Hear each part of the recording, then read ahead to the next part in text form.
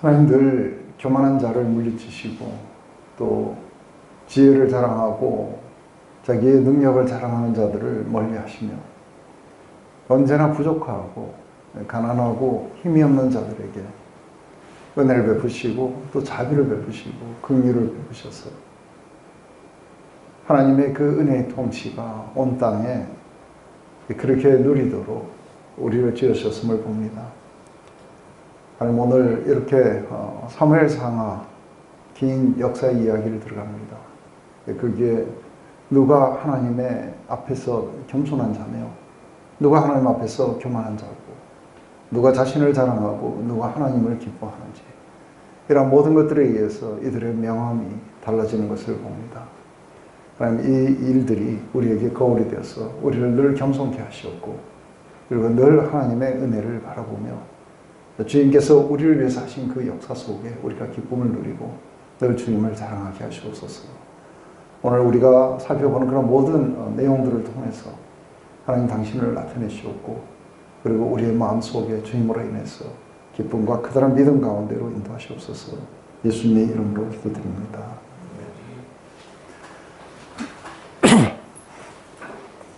네, 우리 드디어 이제 사무엘상하 굉장히 긴 책들 사무엘상하나 아니면은 열왕기상하 이 두 가지는 사실은 열왕기상하는 굉장히 긴 역사지만 사무엘상하는 그렇게 긴 역사는 아닙니다.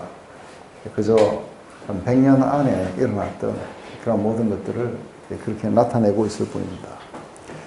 한 가지 이제 우리가 이걸 보면은 성경을 그러니까 우리가 전체도 보고 전체 흘러가는 것도 보고 그 다음에 한 국가가 이렇게 지나가는 것도 보고 그리고 한 개인이 거기에서 하는 어떤 역할도 보고 이렇게 하고 항상 우리는 삼중으로 이렇게 보게 됩니다. 지금 사무엘상하의 이야기는 우리에게 주는 아주 커다란 그림이 있습니다. 그 커다란 그림은 뭐냐 했을 때 하나님이 온 세상을 만드신 후에 우리 인간을 만드신 이유가 뭐라고 거기에 나옵니까? 우리를 만드신 이유 아주 성경에 아주 탁 하고 나옵니다. 그렇죠. 하나님 지으신 모든 만물을 다스리게 하자 하시고 그래서 아주 처음에 그 창조 때부터 하나님은 직접 다스림이 아니라 인간 대리 통치를 그렇게 꿈꾸셨던 거죠. 그래서 그 인간은 하나님과 깊은 순종의 교제 속에 그 인간은 하나님을 리플렉트하고 그리고 하나님의 그 은혜의 통치를 모든 피조세계에 흘러보내는 것. 이게 하나님이 꿈꾸셨던 거죠. 하지만 인간이 하나님에게 이렇게 반역을 하면서 사실은 그게 굉장히 오랜 시간을 끌어온 겁니다. 그런데 이제 하나님 나라를 하나님이 다시 이렇게 만들어 가실 때 이제 땅의 문제라든지 법의 문제라든지 백성의 문제는 다 해결됐는데 이제 왕의 문제가 남는 거예요. 근데 지금까지는 그 모세나 아니면은 여호수아처럼 특별하게 쓰였던 어떤 리더들이 있습니다. 근데 이제 사사기 400년 동안 거의 무정부 상태였어요. 근데 이 기간은 하나님이 대리 통치자 없이 직접 다스려 오는 거죠. 근데 직접 다스렸을 때 인간들은 그 하나님이 직접 다스리시는 그 다스림 속에 안 들어옵니다. 누군가가 대리 통치자가 필요하다는 것을 보여줍니다. 그래서 룻기는 바로 그 왕정의 탄생이 어떻게 해서 일어났는지 하는 것들을 이렇게 가교 역할을 해준다고 했어요. 그러면 이제 사무엘상하는 지금 뭐를 이야기하려고 하냐면 바로 하나님의 대리 통치자가 통치자인 왕이 이제 그 형성되는 왕정이 형성되는 그 과정들을 쭉 보여줍니다. 그런데 이 왕정이 일어날 때에 그 국민들도 거기에 때맞춰서 왕을 요구하고 있고 그 이럴 때에 이 새롭게 태어나는 이 왕에 대한 이야기가 나올 때 이 왕은 굉장히 중요한 게 뭐예요? 우리 신명기 17장에 가면은 이 왕에 대해서 이야기해요. 그 제일 중요한 거 왕은 힘을 기르지 말고 하나님의 말씀을 등사해 놓고 밤낮으로 묵상하고 하나님께 순종하는 걸 배워야 된다. 그런데 이제 지금 왕의 문제가 나오는데 왕으로 형성되어 가는 과정 안에서 이 전체 이야기 속에서는 어떻게 흘러가냐면 제일 먼저 우리가 이때 당시에 그 지도자의 역할을 했던 사람은 사실은 이게 대제사장이었어요. 그 엘리였어요. 근데 엘리 가문의 타락으로 말미암아 진정한 제사장이 나오게 되는데 이게 사무엘로 바뀌게 돼요. 그런데 사무엘은 사실은 제사장만 한 게 아닌 거예요. 사무엘은 그 국가의 리더 역할도 했어요. 그래서 사실은 제사장이면서 뭐도 해요? 그 국가를 이끄는 사사의 역할도 해요. 그런데 여기에서 이제 왕을 요구하게 되고 이렇게 되자 이제 이 왕권을 갖다가 분리해가지고 그래서 이제 사울을 세우게 돼요. 근데 이 사울은 하나님의 말씀을 안 들어요. 그래서 이게 왕으로 선 사람에게 굉장히 중요한 게 뭐냐면 하나님의 통치를 받아들여야 되는 거예요. 그래야 이게 원래 창세 때 일어났던 하나님의 통치가 그 모든 백성들에게 피조세계에 흘러가게 돼 있어요. 그런데 이 왕이 하나님의 말씀을 듣도록 하는 이 도구가 뭐였느냐 할 때 이때부터 시작해갖고 이제는 대제사장이 아닌 거예요. 그래서 지금부터는 대제사장의 역할들이 굉장히 희미해져 가요. 모세 때만 해도 모세와 아론, 그죠? 그래서 이 대제사장들의 이 역할들이 상당히 중요한 역할을 했는데 엘리의 몰락과 함께 사무엘을 꼭 대제사장의 역할보다 훨씬 더 중요한 역할이 하나 있는 게 뭐냐면 이때부터 왕정이 끝날 때까지 일어나는 게 뭐냐면 선지자예요. 이 선지자는 뭐냐면 하나님의 말씀을 왕에게 이야기를 하게 돼 있어요. 그러면 왕은 통치자인데도 불구하고 누구 말을 들어야 돼요? 선지자의 말을 들어야 돼요. 그래서 거기에 순종하느냐 안 하느냐에 따라서 하나님의 통치를 받아들이느냐 안 받아들이냐는 거예요. 그런데 사울 왕은 통치를 안 받아들여요. 근데 이걸 안 받아들이면은 무슨 일이 일어나느냐면 그 왕이 굉장히 유능한 왕일 수는 있어요. 그래서 외국 군대를 막고 이렇게 할 수는 있어요. 그런데 사실은 외국의 폭정을 막고 나면은 뭐가 생기냐면 그러니까 내국, 국내 안에서 폭정이 일어나요. 그래서 이 왕이 백성들을 어비즈하게 돼 있어요. 그 이야기가 바로 이게 사울의 이야기예요. 그래서 죄 없는 다윗을 갖다가 죽이려고 거의 생애의 상당 부분을 쫓아다닌다든지 아니면 사무엘을 갖다가 말을 안 듣고 사무엘을 공격한다든지. 그렇지만 사울은 외국의 군대로부터 이렇게 승리한다든지 이런 것들은 잘했어요. 그렇지만 하나님의 통치를 받아들이지 않는 거죠. 그래서 이 왕은 사실은 이제 그 폐위가 되고 그 뒤에 나온 이 다윗 왕이 굉장히 이상형이죠. 그래서 이 다윗 왕에게 나단이 가서 이야기를 했을 때 다윗은 그 말을 듣고 회개를 해요. 그래서 늘 이렇게 나단과 같은 선지자가 왕에게 이야기하고 히스기야에게는 이사야가 가서 이야기를 한다든지 아니면 그 마지막 때에는 에레미야를 통해서 말하지만 안 들어요. 그래서 이 사람들 선지자와 그리고 왕. 그런데 이제 궁극적으로 이게 진행하다 보면은 이제 하나님의 이 통치가 누군가를 통해서 일어나게 되는데 이 모든 것들이 전부 다 이게 하나로 일어나요. 제사장도 하나님의 뜻을 따라서 이거 받아들여야 되는데 그래서 이 제사장의 역할은 뭐냐면은 이게 백성들의 죄의 문제를 다루는 거예요. 그런데 그 자체가 죄 가운데 있게 되면 백성들의 죄를 다루는 게 아니라 자기 죄도 못 다루게 되는 거예요. 그래서 아주 하나님의 뜻을 따라서 살아가는 한 제사장을 일으켜야 되는 거예요. 가까이 있는 누구예요? 사무엘이에요. 그런데 사무엘도 자기의 소임을 다 못하는 게 아들들이 타락해요. 그래서 결국은 누구를 포인트하느냐면 예수님을 포인트해요. 수많은 일어나는 선지자의 역할들은 전부 누구예요? 이 선지자들은 하나님의 말씀을 전해주는 사람들이에요. 그래서 우리 매트릭스에 보면 오라클이라고 해요. 그죠? 그래서 하나님의 말씀을 이렇게 전해주죠. 그런데 이 선지자들도 결국은 누구예요? 누구를 포인트하는 거예요? 예, 하나님의 말씀이신 예수님. 육신이 되어 이 땅에 와서 하나님의 말씀을 전달하는 참된 선지자가 누구냐 하면은 바로 예수님인데, 예수님은 선지자보다 더한 이가 여기에 있다. 왜냐하면 이건 직접적인 하나님이 오셔서 말씀하시는 거니까. 그리고 이 왕은 누구냐 하면은 바로 영원하신 우리 예수, 우리 왕이세요. 그래서 이 제사장, 그리고 선지자, 왕, 이 모두의 실패들은 전부 다 뭐를 포인트하고 있는 거예요?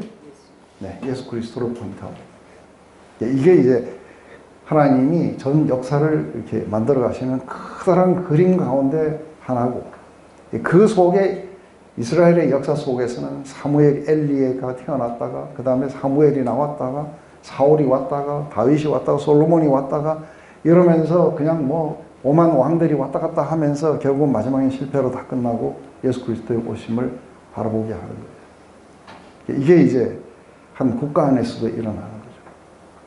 그 사이에 이 개인들이 거기에서 이제 자기가 맡은 파트들을 역할을 해요. 그죠?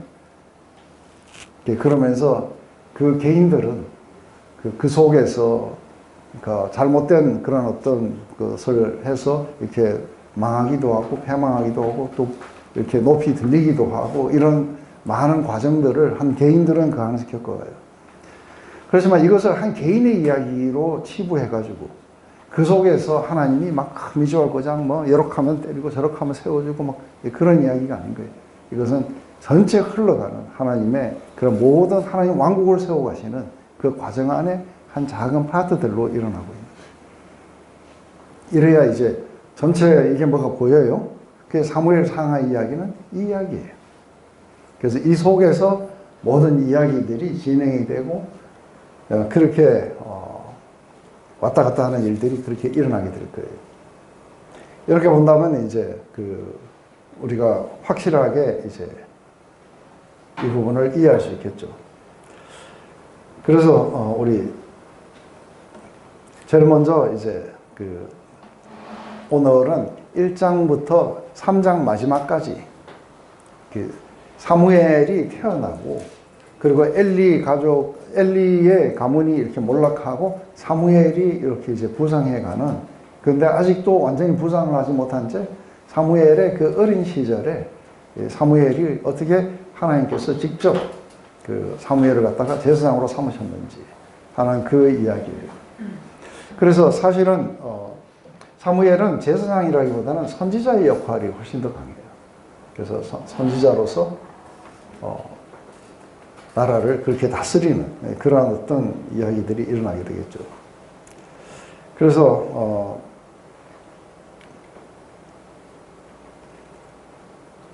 제일 먼저 이제 우리가 한번 보면은 조금 빨리 읽어야 되니까 제가 읽을게요.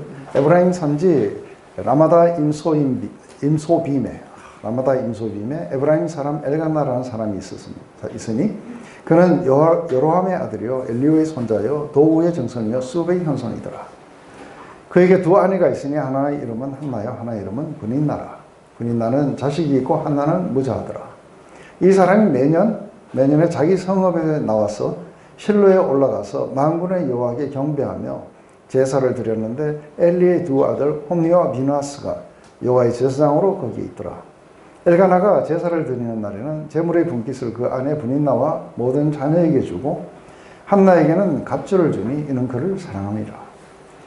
그러나 여호와께서 그로 성태치 못하게 하시니 여호와께서 그로 성태치 못하게 하심으로 그 대적 분인나가 그를 심히 격동하여 번민케 하더라. 매년에 한나가 여호와의 집에 올라갈 때마다 남편이 그같이 하며 분인나가 그를 격동시키므로 그가 울고 먹지 아니하니 그 남편 엘가나가 그에게 이르되 한나여 어찌하여 울며 어찌하여 먹지 아니하며 어찌하여 그대의 마음이 슬프뇨 내가 그대에게 열알보다 낫지 아니하뇨. 이번에도 또 시작이 그 가정의 그 치정 싸움이에요. 이때는 아내가 보통 2명, 3명이세요? 왜요? 그때로 돌아가고 싶으세요? 이게 아내를 보통 여러 명 두고 사나요? 이게 왜? 네, 그런가 봐요. 근데 그 이제 한 가지 우리가 이렇게 바꿔야 되는 부분이 뭐냐면, 하나님의 역사가 막 일어날 때는 굉장한 일들을 통해서 일어날 것 같아요. 그런데 아주 자질구레한 일들, 평범한 일들, 그게 그냥 보면은 뭐 하나님이 개입하셨다고 거의 이렇게 보지 못할 정도의 그런 어떤 뭐 자매끼리 싸웠다든지 아니면 형제가 하나를 팔았다든지 뭐 이런 일을 통해 가지고 하나님은 모든 백성들을 그분의 뜻 가운데로 그리고 구원으로 이끌어 가시는 걸 보는 거예요. 근데 오늘도 어김없이 뭐예요? 그 치정 싸움들, 그 부부의 세계. 그 속에서 뭐 하나는 무자했고 또 그 이게 세팅이 그렇게 돼야 돼요. 그리고 또 부인나는 많아가지고 놀리고 이래가지고 밥도 안 먹고 이런 어떤 시장 싸움들 속에서 그러면서 또 그 나엘처럼 또 사랑은 또 받아야 그죠? 그래갖고 사랑도 받고 환호는 또 아들을 막 낳는데 사랑을 못 받아요. 레아처럼. 그런데 이게 또 사랑 못 받던 사랑을 받던 그게 받았지만 적어도 이게 자식이 없어갖고 이게 도저히 견딜 수가 없는 그 여인의 어떤 그런 마음 그걸 통해서 기도하고 뭐 하고 이러는데 그걸 통해 갖고 사무엘이 오는 거예요. 역사 속에서 굉장히 아주 큰 일을 감당할 사무엘이 그렇게 해서 태어나요. 이런 걸 보면서 참 인간들에게는 뭐 세월이 지나도 똑같은 거 반복돼요. 소망 없어요. 그죠? 그런데 그 모든 것들을 아울러서 그분의 역사를 이루어가신 하나님에게는 그런 것이 별로 문제가 되지 않는다는 걸 보는 거죠. 이렇게 본다면은 좀 더 이렇게 크게 보는 거죠. 그래서 한나 이름이 은총, 이렇게 은혜 이런 거예요. 분인 나는 보석이에요. 보석보다는 은혜가 더 나은 것 같아요. 그래서 우리 사무엘의 이름은 왜 그렇게 지었냐고 나와요. 그죠? 여호와께 구하다. 그게 사무엘이에요. 그래서 어느 완전한 시간에 하나님은 그분이 사용하실 한 사람, 그 한 사람과 함께 같이 그분의 계획을 이제 수행하기 시작하는데 앞으로 펼쳐질 모든 역사가 이제 그렇게 시작이 된다는 거죠. 그래서 막 천사들을 통해서 일하실 거다. 아니면 뭐 군대를 보내실 거다 이러는데 그게 아니고 아주 평범하고 아주 뭐 진짜 가는 한 사람을 통해서 일하시고 그리고 이 땅에 당신의 목적을 따라서 보내시고 이렇게 하는 거죠. 근데 이 사람이 에브라임에 거했지만 이 사람은 사실은 에브라임 사람은 아니에요. 이 사람은 레위인이에요. 그래서 레위인이라고 하는 거는 이 사람의 족보가 쭉 나와요. 근데 그 족보를 보면은 그 역대상에서 나오는 이 족보 속에 바로 이 엘가나는 레위인이에요. 그래서 레위인이기 때문에 1년에 3번 이제 그 절기마다 그래서 1년에 3번 나오는 절기가 뭐예요? 제일 먼저 6월절, 그 다음에 오순절, 칠칠절, 그리고 마지막에 장막절이에요. 이렇게 올라가서 이제 그 제사의 일을 갖다가 이렇게 도와야 되죠. 그죠? 그런데 이렇게 돕고 나면은 화목제라든지 이런 것은 이거 하고 나면은 이제 그 제물들이 굉장히 이제 드리게 되면은 그 제사장의 몫이 있어요. 그래서 이 사람은 그 몫을 받으면은 이제 자식들하고 그 아내하고 다 나눠주는데 이제 한나에게는 2배를 준 거예요. 2배를 줬고 그만큼 이제 사랑하게 되겠죠. 근데 어쨌든 이 가족의 배경 안에는 심각한 질투와 이런 걸로 인해 갖고 이제 그 엘가나도 상당히 골치가 아팠을 거라 봐요. 이렇게 갔을 때에 이제 엘리가 대제사장이었고 거기에 사악한 2 아들 옴니와 비나스가 이제 제사장 직분을 이렇게 맡고 있는 거예요. 이게 이제 굉장히 이제 하나의 어떤 세팅이라고 이야기하는 거죠. 그런데 참, 한 개인으로 봐서 한나는 이렇게 남편의 사랑을 받고 이런 어떤 축복 속에 있다고 생각할 수도 있는데 이게 비참하게 생각하고 밥도 못 먹고 있는 한나를 또 보기도 해요. 그래서 이런 한나가 그렇게 수치를 느끼고 고통을 느끼는 그 속에는 하나님의 또 목적이 담겨 있어요. 이걸 가지고 울며 하나님께 구하다 하는 사무엘이 나오도록 그렇게 하시는 거죠. 그래서 자녀를 많이 낳은 분인나는 사용 안 하시고 자녀가 없는 한나를 통해서 하나님이 직접 보내셨다는 걸 갖다가 확실하게 나타내기 위해서 그렇게 하는 거죠. 한나는 그냥 남편의 사랑으로 만족할 수 없고, 그리고 이게 자녀를 못 낳는 것을 굉장히 수치로 여기고 그 수치를 갖다가 하나님 앞에 이렇게 호소했는데, 이때에 이제 한나의 기도에도 나오겠지만 현재 수치를 당한 자들, 그리고 자신이 그런 어떤 좋은 위치를 차지 못한 자들, 이런 자들은 하나님께 구할 거라는 거예요.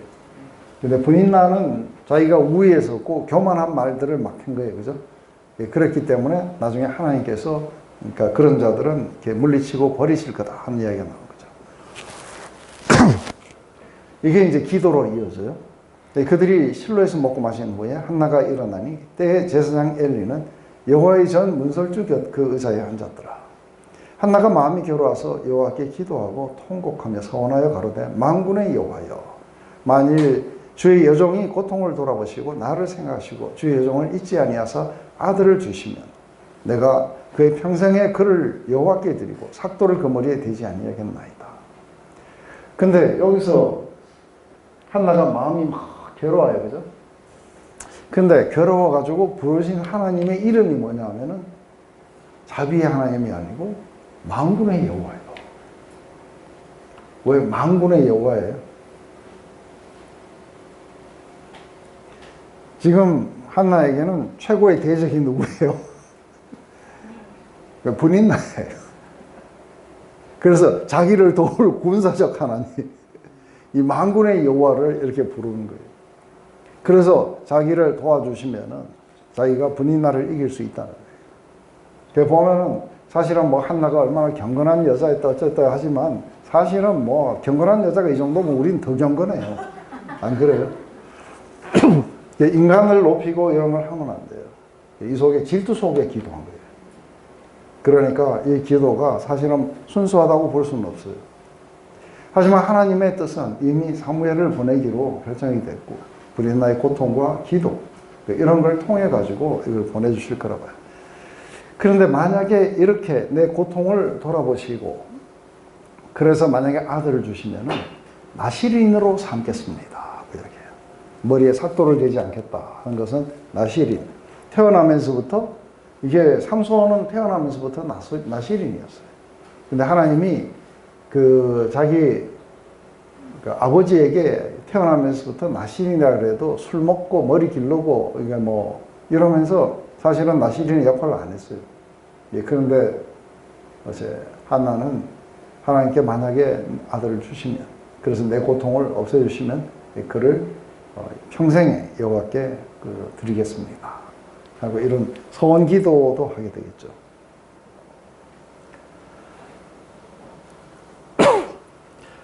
근데 참 이렇게 태어나자마자 이렇게 이 아이를 그러니까 자기가 사랑으로 키우겠습니다도 아니고 하나님께 드리겠습니다 하고 실제로 얘가 젖을 띠자마자 그 엄마를 떠나서 엘리하고 살도록 성전에 살도록 그렇게 이걸 해요. 그죠?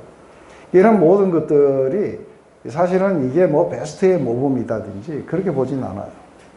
그렇지만 어쨌든 이제 이러한 것을 통해 가지고 한나의 기도를 들으시고 하나님이 이제 직접 자기가 택한 제사장을 이 땅에 보내셨다는 이게 사실은 굉장히 중요한 관건이에요. 그가 요 앞에 오래 기도하는 동안에 엘리가 그의 입을 주목한 즉 한나가 속으로 말해 입술만 동하고 음성은 들리지 아니하므로 엘리는 그가 취한 줄로 생각한지라. 엘리가 그에게 이르되 내가 언제까지 취하여 있겠느냐 포도주를 끊으라. 한나가 대답하여 고르되 나의 주여 그렇지 아니하나이다. 나의 마음이 슬픈 여자라. 포도주나 독주를 마신 것이 아니요 여호와 앞에 나의 심정을 통한한 것뿐이오니 당신의 여종을 악한 여자로 여기지 마옵소서. 내가 지금까지 말한 것은 나의 원통함과 격동됨이 많음을 인함이니이다. 엘리가 대답하여 고르되 평안히 가라. 이스라엘의 하나님이 너의 기도하여 구한 것을 허락하기를 원하노라. 가로되 당신의 여종이 당신께 은혜를 입기를 원하나이다 하고 가서 먹고 얼굴에 다시는 수색이 없더라. 지금 여기서 보면은 혼자서 이렇게 크게 막 부르진 게 아니라 속으로 조글조글 하고 있으니까 술이 취해갖고 그런 걸로 알았어요. 이걸 보면은 왜 성막에 앉아가지고 이렇게 하나님의 집에 앉아갖고 술이 취했다 하고 엘리가 이렇게 생각했을까요?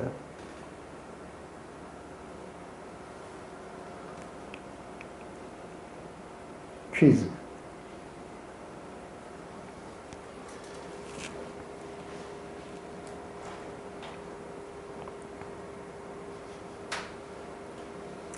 실제로 성막에서 포도주나 독주를 먹었을까요?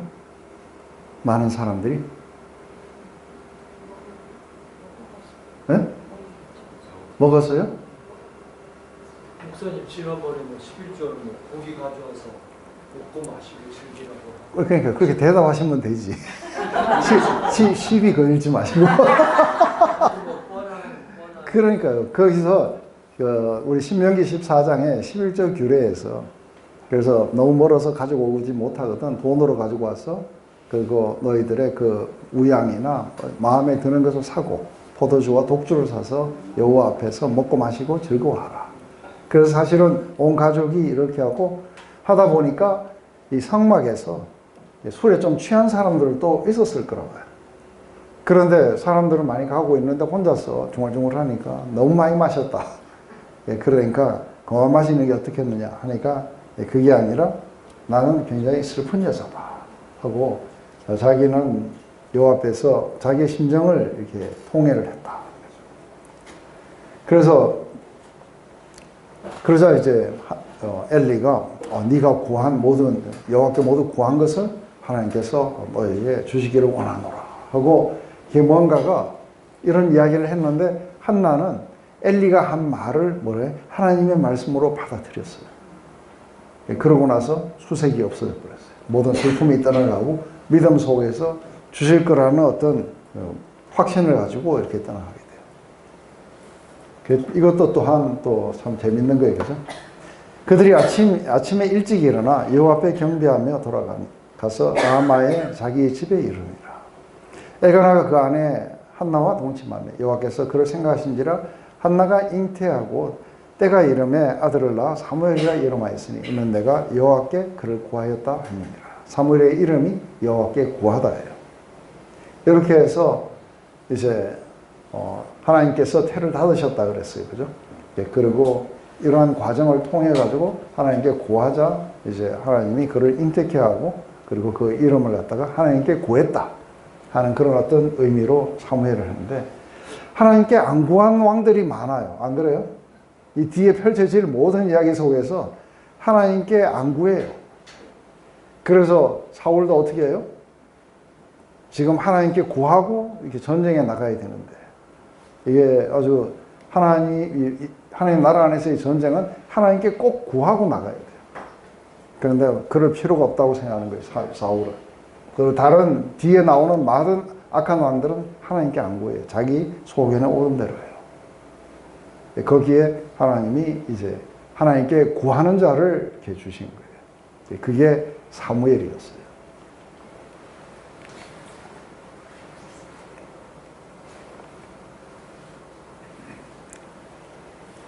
그래서 참 이렇게 믿음으로 구하는 것 그리고 하나님이 그 믿음에 이렇게 응답하시는 것 그래서 오래 참음으로써 실제로 그것을 받아들이게 되는 것 이런 것들은 굉장히 중요한 하나의 패턴일 거라 봐요. 그 사람 엘가나와 그 온 집이 여호와께 매년제와 그 소원제를 드리러 올라갈 때 오직 한나는 올라가지 아니하였고 그 남편에게 이르되 아이가 젖을 때거든 내가 그를 데리고 가서 여호와 앞에 뵙게 하고 거기서 영원히 있게 하리라. 그 남편 엘가나가 그에게 이르되 그대의 소견에 선한 대로 하여 그를 젖되기까지 기다리라. 여호와께서 말씀대로 그 말씀대로 이루시기를 원하노라.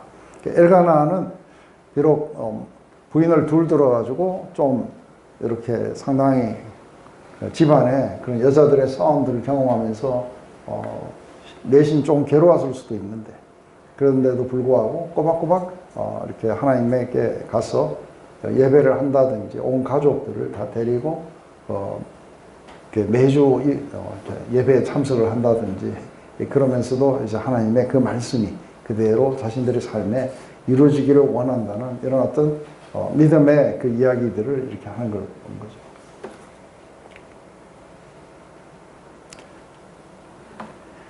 이에 그 여자가 그 아들을 양육하여 그 젖되기까지 기다렸다가 젖을 뗀 후에 그를 데리고 올라갔어요. 수소 셋과 가루 한 에바와 포도주 한 부대를 가지고 실로 여호와의 집에 나아갔는데 아이가 어리더라. 그들이 수소를 잡고 아이를 데리고 엘리에게 가서 한나가 가로되 나의 주여 당신의 사심으로 맹세하나이다. 나는 여기에서 나의 주 당신 곁에 서서 여호와께 기도하던 여자라. 이 아이를 위하여 내가 기도하였더니 여호와께서 나의 구하여 기도한 바를 허락하신지라. 그러므로 나도 그를 여호와께 드리되 그의 평생에 여호와께 드리나이다 하고 그 아이는 거기서 여호와께 경배하니라. 지금 이런 이야기들이 계속해서 반복되어 갖고 나오는 이유가 뭐예요?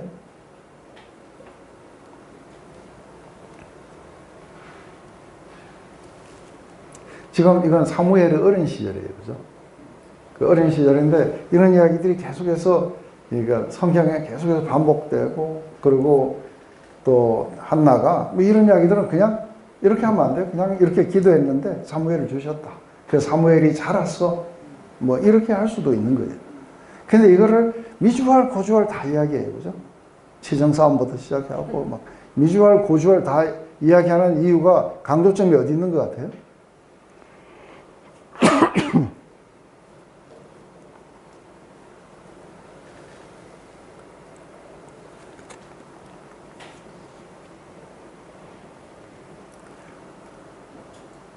이게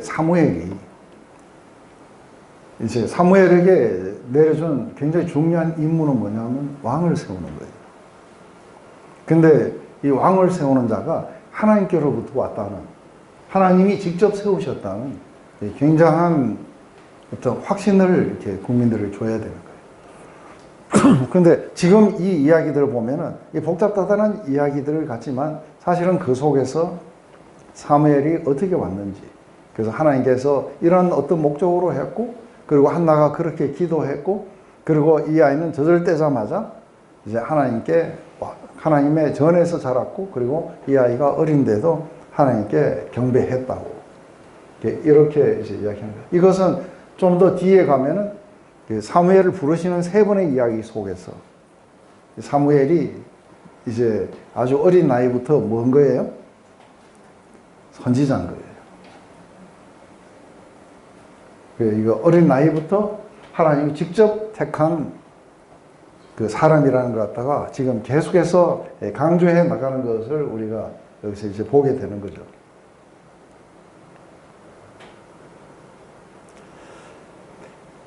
여기서 이제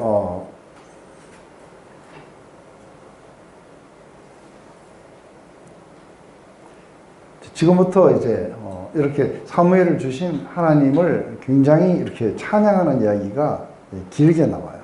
근데 여기에 보면은 아직도 왕이 없는데 자기 왕에게 힘을 주시고 기름 부은 자의 뿔을 높여드린다든지 이런 어떤 왕이 없는데도 왕에 대한 언급들이 막 나오고 하는데 마리아의 찬양 있잖아요. 그 마리아의 찬양을 들어보면 이게 뭐 10몇 살짜리 소녀가 하는 기도가 찬양이 될 수가 없어요. 그리고 이 한나의 기도도 보면은 이 뒷부분에 가서 이런 이야기까지 한나가 그냥 그렇게 하면 되잖아요. 그죠? 이렇게 낮은 자를 높이 들으셔서 이렇게 해갖고 정말 그런 하나님을 찬송한다 이러면 되는데 왕에게 힘을 주시고 뭐 하고 이런 이야기들은 좀 약간 이상한 거예요. 그래서 우리가 이제 제일 먼저 한나의 기도를 우리가 좀 자세하게 봤으면 좋겠어요. 그래서 한나가 기도하여 가라되 내 마음이 여호와를 인하여 즐거워하며 내 뿔이 여호와를 인하여 높아졌으며 내 입이 내 원수들을 향하여 크게 열렸으니 이는 내가 주의 구원을 인하여 기뻐함이니라. 여호와 같이 거룩하신 이가 없으시니 이는 주밖에 다른 이가 없고 우리 하나님과 같은 반석도 없으십니다.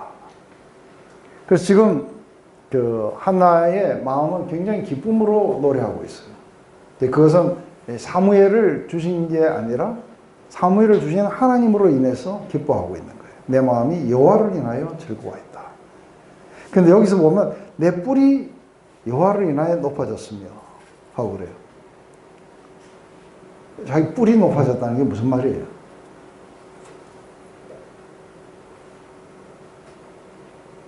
군인나 앞에서 높아졌다. 네?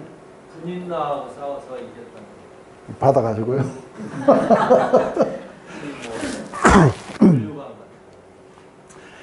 그 구약의 뿔에 대한 이야기가 많이 나와요.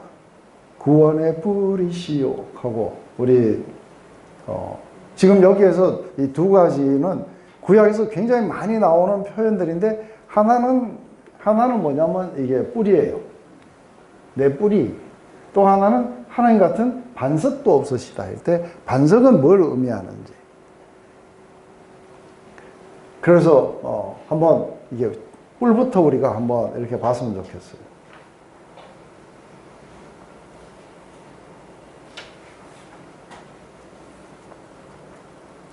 여기서 뿔은 지금 여기서 문맥상 뿔은 이거 지금 뭘 말하는 거예요? 사슴뿔처럼 좀 영광, 힘의 상징. 네. 또 은혜 뭐 그런 뜻이 없을까요? 도피성에 보면 뿔 던지면 이렇게 살아나고 어디에서 뿔을 잡아요? 도피성 도피성. 네. 네. 그런 의미에서는 이게 뭐 은혜나 은총 그래서 이게 뿔이 사실은 굉장히 지금 말씀하신 것들이 다 그 안에 다 포함은 돼요. 근데 그 뿔이라는 게 그 이렇게 찬양을 하고 그 이렇게 하는 건 지금 이제 이렇게 되고 나자 이제 사무엘이 아닌 거예요. 사무엘은 여호와의 전에 보내버리고 자기는 그 여호와를 인해서 기뻐하는 게 왜냐면 하나님이 자기의 뿔을 높이셨다 이런 거예요. 그죠? 자기의 뿔을 높이셨대. 자기의 권위 아니면은 그 수치상 당한 상태에서 자기를 이렇게 위치를 높여줬다. 뭐 여러 가지가 될 수 있겠죠. 근데 주로 그 구약에서는 이 뿔이 이 힘이나 능력으로 나타나요. 그죠? 제일 먼저는. 그래서 또 위치로 나타나요. 그래서 뿔이 높아졌다? 이렇게 되는 건 뭐냐면 지금 나는 조금 전까지만 해도 뭐라냐면 나는 슬픈 여자다 그래요. 슬픈 여자고 수치를 당하고 있고 그리고 나는 패배 속에 있다. 이렇게 하는 거죠. 그런데 갑자기 사무엘을 낳아서 이렇게 하나님께 드리고 나서 나오는 건 뭐냐면 나는 슬픈 여자가 아니고 나는 기쁜 여자다 하는 거예요. 왜냐하면 이제 그런 처지에서부터 들어 올려졌어. 자기를 조금 그러니까 내면의 힘이 솟구치고 그리고 영광스러운 위치로 하나님이 이것을 올려주셨다. 이렇게 보는 거죠. 그래서 내면에서 어쩌면 그렇게 힘이 솟구치는 걸 갖다가 그 표현했을 수도 있어요. 그래서 이 뿔에 대해서 조금 더 이제 이야기를 뒤에 가서 좀 했으면 좋겠어요.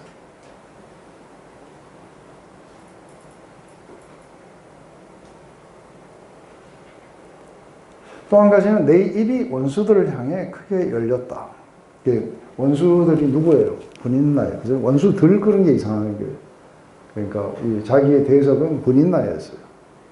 그래서 분인나로부터 멸시를 당해서 울면서 하나님께 기도했고 지금 이제 하나님께 기도하고 사무엘을 주심으로 지금 자신을 이렇게 높이 올려주셨고 그런 여호와로 인해서 자기가 기뻐하고 있다.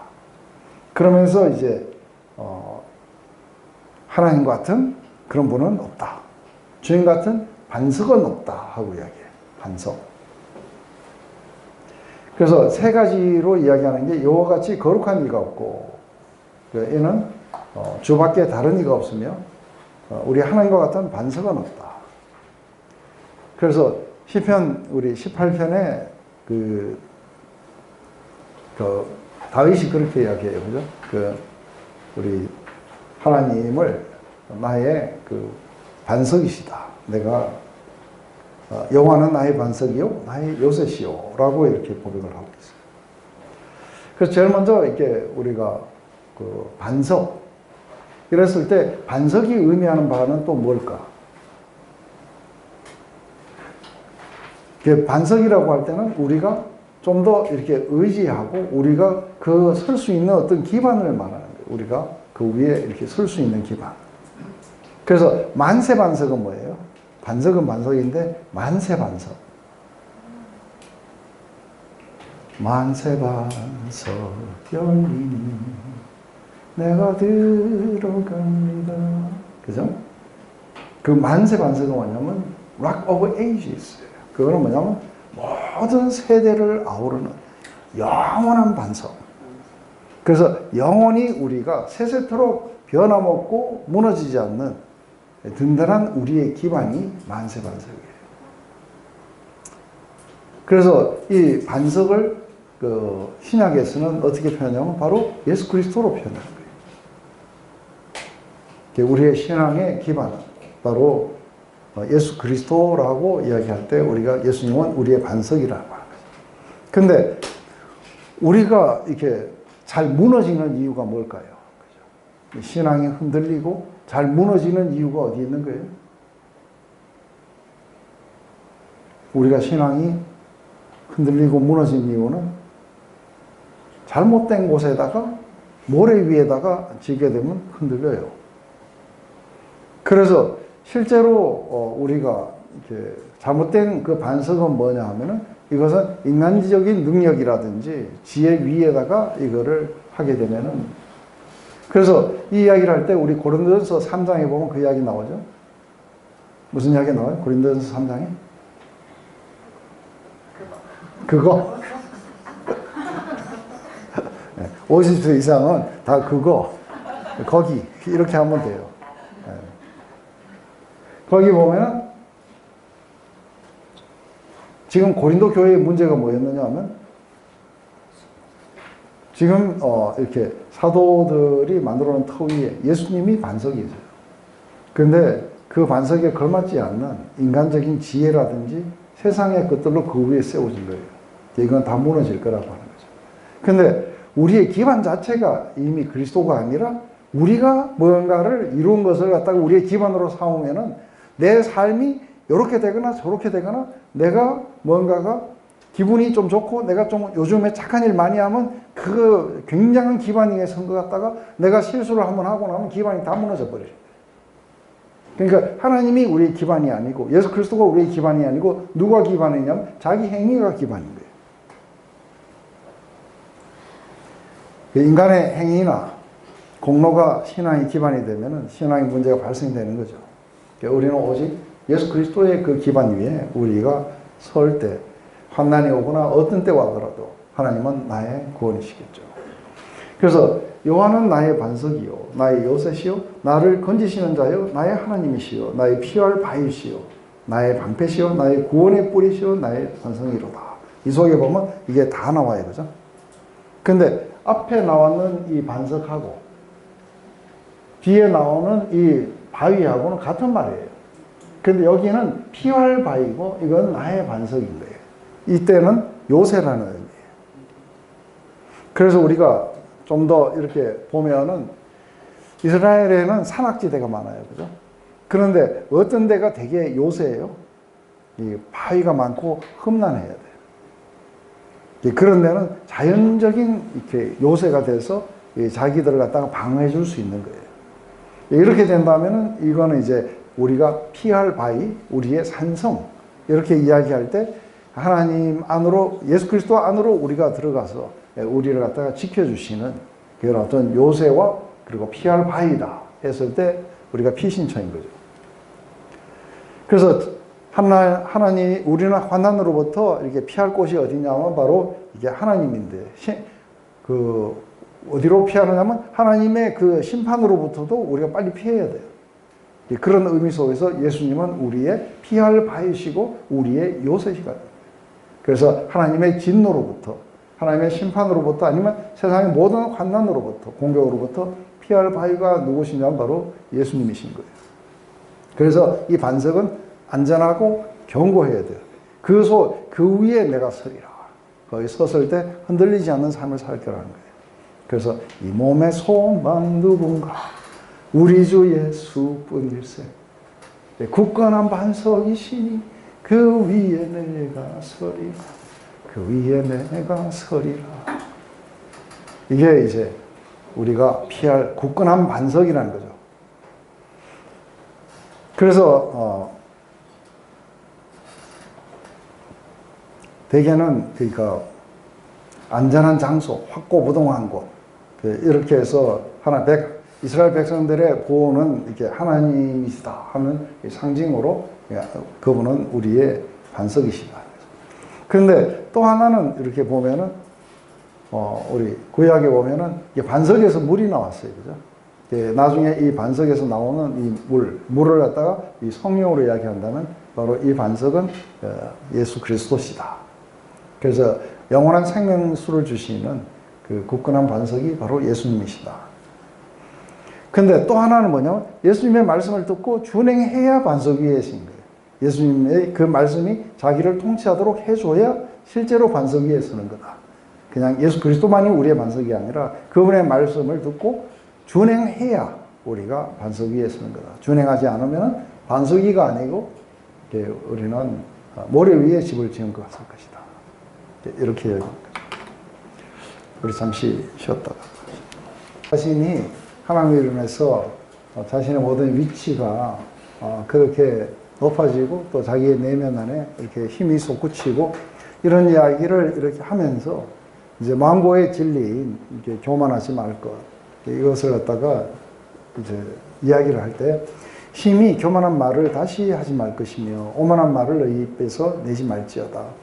여호와는 지식의 하나님이시라 행동을 달아보시느니라. 그래서 지금 이제 이거는 분인날을 향해서 했는 말이겠죠, 그죠? 주님이 교만한 말을 하지 마라. 이게 뒤에 어떻게 될지도 모른 채 하나님이 나에게 자녀를 주셨고 그리고 하나님 앞에서 소중한 자로 이렇게 쓰이게 될 거다. 그런데 분인날은 자식이 있었지만 사실은 뭐 별로 그렇게 어떻게 자랐는지 그 이야기는 안 나오게 돼 있어요. 그래서 하나님은 지식의 하나님이다. 모든 것을 다 아시는 하나님이다. 그래서 우리의 그 행동들이 그분의 그 커다란 그림 속에서는 이게 아무것도 아니라 하는 그런 이야기겠죠. 그래서 그런 걸 하지 마라. 이러면서 이제 그 굉장히 긴 이런 이야기가 나와. 용사의 활은 꺾이고 넘어진 자는 힘으로 띠를 띠도다. 유족한 자들은 양식을 위하여 품을 팔고 줄이던 자들은 다시 줄이지 않도다. 전에 잉태치 못했던 자는 7을 낳았고 많은 자녀를 둔 자는 쇠약하도다. 여호와는 죽이기도 하시고 살리기도 하시며 음부에 내리기도 하시고 올리기도 하시는도다. 여호와는 가난하기도 하시고 부하기도 하시며 낮추기도 하시고 높이기도 하시는도다. 가난한 자를 진토에서 일으키시며 빈핍한 자를 거dum더미에서 드사 귀족들과 함께 하시며 영광의 위를 차지하게 하시는도다. 이런 모든 것들은 강한 자들은 하나님이 꺾으시고 높은 자들은 낮추시고 낮은 자들은 하나님이 올려주시고 그래서 이 하나님 모든 것들이 하나님의 주권 속에서 모두가 다 이렇게 낮아지고 오직 하나님만이 높임을 받으시는 그런 것에 가게 될 거다고 이렇게 이야기를 하게 되죠. 그래서 여기에서 보면은 자녀가 없는 자, 자기를 이야기해요, 그죠? 그런데 자녀를 많이 둔 자, 분인자예요, 그죠? 분인나는 쇠해전해질 거고 자신은 그렇게 높아질 것이다. 그래서 우리가 함부로 교만한 말을 하지 말아야 될 것은 하나님은 속히 그 위치를 바꾸어 주실 것이다. 그렇기 때문에 교만한 자는 영원히 네가 그런 상태에 있지 않다. 그래서 이거는 우리 주님이 오셔서 하신 말씀하고 똑같아요. 먼저 된 자가 나중되고 나중된 자가 먼저 될 것이다. 이 모든 것들은 하나님 나라 안에 들어갈 때 가장 먼 자들은 그러니까 교만한 자들이에요. 가장 가까운 자들은 마음이 가난하고 겸손한 자들이겠죠. 그래서 우리가 마음을 어떻게 겸손하게 해야만이 하나님이 계속해서 우리를 들어 올리시는지에 대한 그 이야기예요. 이러면서 땅의 기둥들은 여호와의 것이라 여호와께서 세계를 그 위에 세우셨도다. 그가 거룩한 자들의 발을 지키실 것이며 악인으로 흑암 중에 잠잠케 하리니 힘으로 이길 사람이 없음이로다. 여호와를 대적하는 자는 산산에 끼어질 것이라. 하늘 우레로 그들을 치시로다. 여호와께서 땅 끝까지 심판을 베푸시고 자기 왕에게 힘을 주시며 자기 기름 부은 자의 뿔을 높이시리로다. 이런 게 이제 이 기도가 이제 한나의 기도일까 하는 의구심을 이렇게 갖게 하는 거예요. 그 전까지는 그래도 뭐 충분히 할 수 있다고 보는데 마리아의 기도도 뭐 이스라엘의 구원을 막 이야기를 해요. 그래서 그런 부분들이 과연 이제 그 한나의 기도일까 아니면 이미 이런 기도 내용들이 있었는데 그거를 갖다가 선택해갖고 자기에게로 조금 바꿨을까 하는 거죠. 여기서 보면 하나님이 모든 세계를 세우시고 그분의 뜻대로 그렇게 하셨기 때문에 그분을 대적하거나 뭔가 이렇게 하는 사람들은 산산이 다 깨어질 것이다. 그래서 그런 자들에게는 심판을 베푸시지만 하나님은 자기가 세운 왕에게는 힘을 주시고 또 자기의 기름 부으신 자의 뿔은 높여주실 것이다. 하고 이렇게 해서 결론을 맺게 돼요. 그래서 다시 한번 이런 부분들을 볼 때 하나님은 강한 자를 낮추시고 약한 자를 높이시는 하나님의 능력에 대한 우리들의 그 확신. 하나님이 모든 것을 통제하고 계시다. 그렇지 않으면 하나님은 강한 자들이 하고 싶은 대로 그대로 내버려 두실 수가 없다. 그래서 하나님의 모든 땅의 기초가 그분에게 속해 있기 때문에 하나님은 모든 것을 주권을 가지고 계신다. 그래서 당신의 파워를 사용하셔서 모든 것들을 그러니까 하나님의 뜻대로 올바로 세우실 것이다. 그래서 하나님 그분의 능력을 사용하셔서 그분의 의와 그분의 영광을 위해서 모든 것들을 사용하실 것이다. 굉장히 깊은 어떤 철학 같은 것들이겠죠. 이거는 당장의 분인나의 이야기가 아닌 거예요. 이거는 뒤에 가면은 뭐에 대한 이야기냐면 뒤에 가면은 사울 왕과 다윗 왕에 대한 이야기예요. 그래서 이 상당히 이렇게 한나의 찬송이 먼 훗날로 오는 이것으로 말미암아 사울은 높아졌어요, 그죠? 그래서 쇠잔해지기 시작하고 다윗은 아주 천한 붙에서 나와가지고 그리고 하나님이 들어 올려주셨어. 그래서 아주 최고의 왕이 돼요. 그래서 다윗의 가장 강한 특징은 이 정결함이나 이런 게 아니고 겸손함이에요. 하나님의 말씀을 듣고 이렇게 순종함이에요. 사울의 가장 표달한 약점은 뭐냐면 하나님의 말씀을 안 듣고 대적한다는 거예요. 그래서 이런 왕은 하나님 나라에 적합하지 않은 왕이라고 하는 거죠.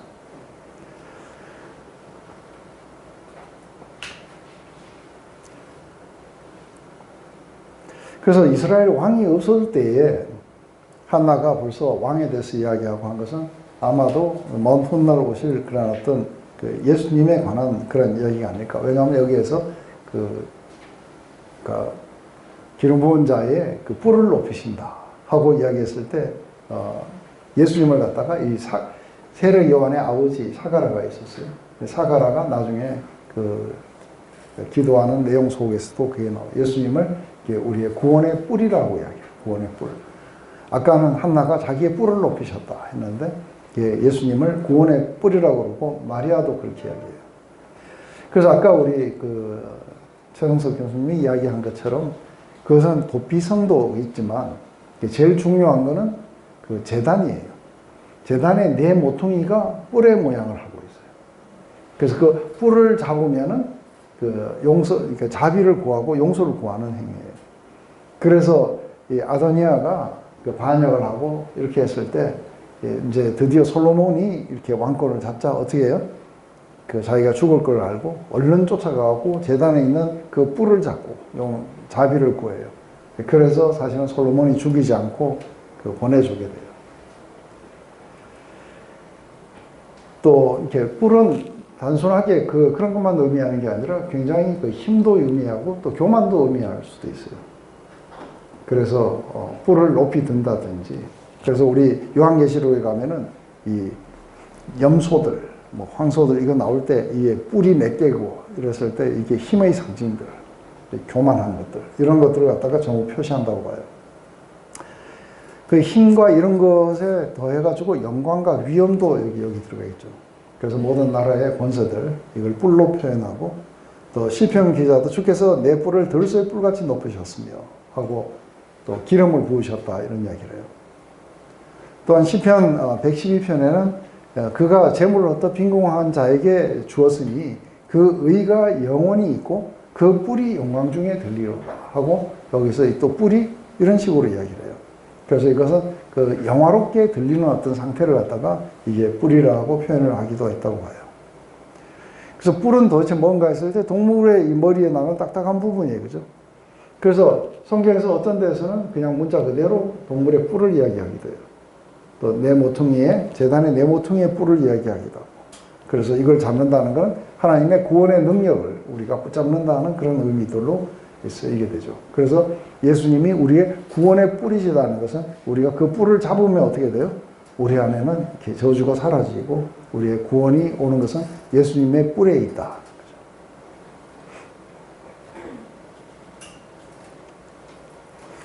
세상에는 많은 능력을 가진 자들이 있지만 이 뿔을 가지고 국민들을 압제를 해요. 근데 예수님의 뿔은 우리를 구원하시는 그런 뿔이 되신다고 이야기하죠. 이렇게 이런 어떤 드보라의 그 노래라든지 아니면 이런 모든 것에서 보면 그냥 단순하게 한 여자가 이렇게 했다기보다는 굉장한 신학적 내용을 담고 사실은 했기 때문에 우리가 이제 리덕션이라는 게 있어요. 그거 뭐냐면 이렇게 했던 내용들을 그 후세에 많은 사람들이 그 영감을 실어서 그것을 갖다가 약간씩 수정을 해가지고 그래서 점점점 가다 보니까 이게 한나의 기도가 거기에 훨씬 더 신학적인 것이 더해져가지고 그래서 이 책 전체와 이렇게 어울리도록 그렇게 만들었을 것이라고 생각한 거죠. 엘가나는 라마에 자기 집으로 돌아가고 아이는 제사장 엘리 앞에서 여호와를 섬기니라. 그래서 이제 이 모든 것들이 끝나고 지금 사무엘은 여기에 남아서 아주 어린 시절, 지금 아마 한 3살쯤밖에 안 되는 이럴 때에 벌써 하나님을 섬기기 시작했다고 그렇게 이야기한 거죠. 이제 여기와 대조되는 자들이 또 나오는 거예요.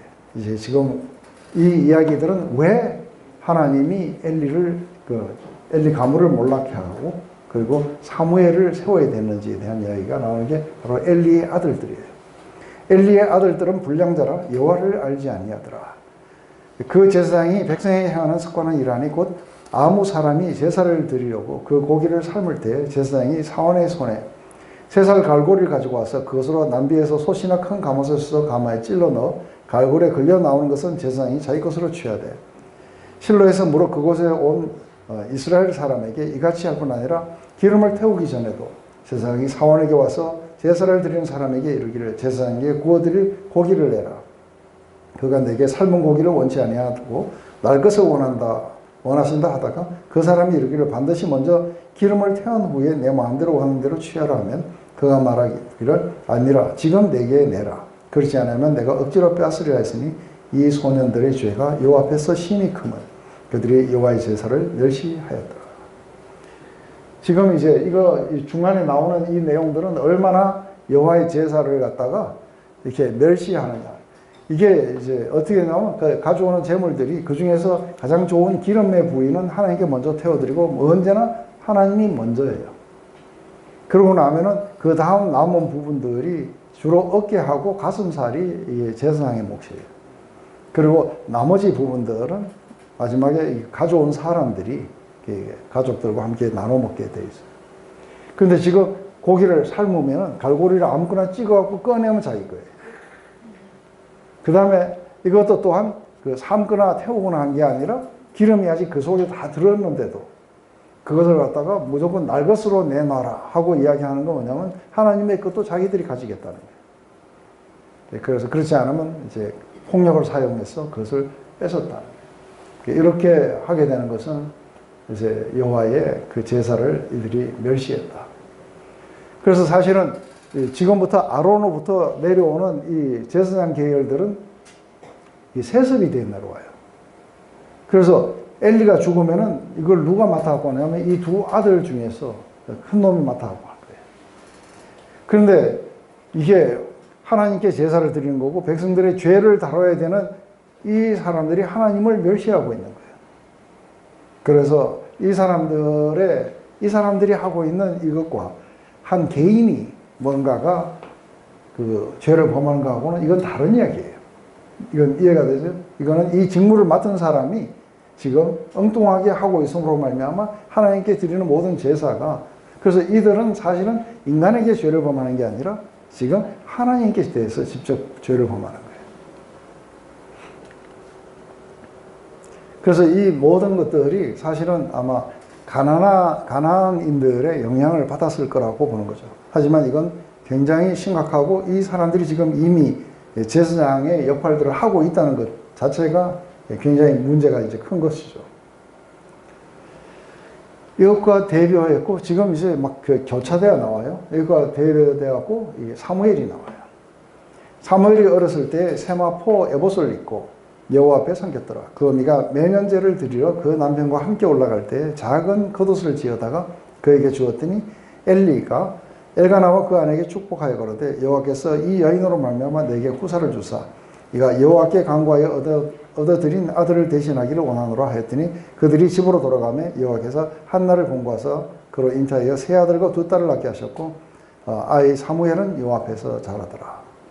여기서 이제 상당히 중요한 것은 지금 이제 한나는 거기 하나님의 전에 맡기는 걸로 끝나지 않고 뒤에서 계속해서 이 사무엘을 갖다가 도왔어요. 그러면서 사실은 그 뒤에도 세 아들과 이게 두 딸을 더 낳았어요. 근데 아까 그 찬송소에서는 7명을 줬다 했는데 7명 아직도 하나 부족해요. 그래서 엘가나가 아들 역할을 한 건지는 모르겠어요. 근데 여기서 제일 중요한 건 뭐냐면 에봇을 입혔더라는 거예요. 세마포 에봇.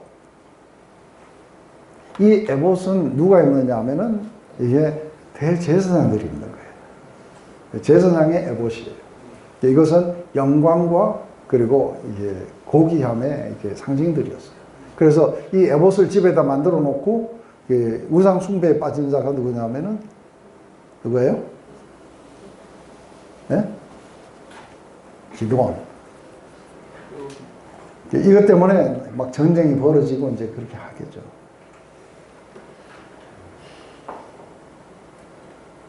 그래서 이 사무엘은 엘리의 아들들과 다르게 굉장히 하나님 앞에서 경건하게 자랐고 그리고 어릴 때부터 이미 이 제사장의 그 옷을 입으면서 그렇게 아주 자랐다는 걸 강조하고 있어요. 그죠? 그래서 이 타락한 엘리의 아들들이 아니라 사무엘을 통해서 하나님이 뭔가 역사하실 거라는 걸 계속 힌트를 주는 것이죠.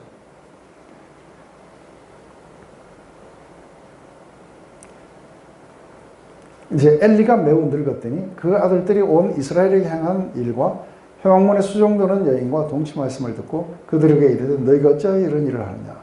내가 너희의 악행을 이 모든 백성에게 듣노라. 내 아들아 그리 말라. 내게 들리는 소문이 좋지 않으니 너희가 여호와의 백성으로 범죄케 하는도다. 사람이 사람에게 범죄하면 하나님이 판결하시느니와 사람이 여호와께 범죄하면 누구를 위하여 간구하겠느냐. 하되 그들이 아비의 말을 듣지 아니하였으니 이는 여호와께서 그들을 죽이고 뜻하셨습니다. 아이 사무엘은 점점 자라매 여호와와 사람에게 은총을 더욱 받더라.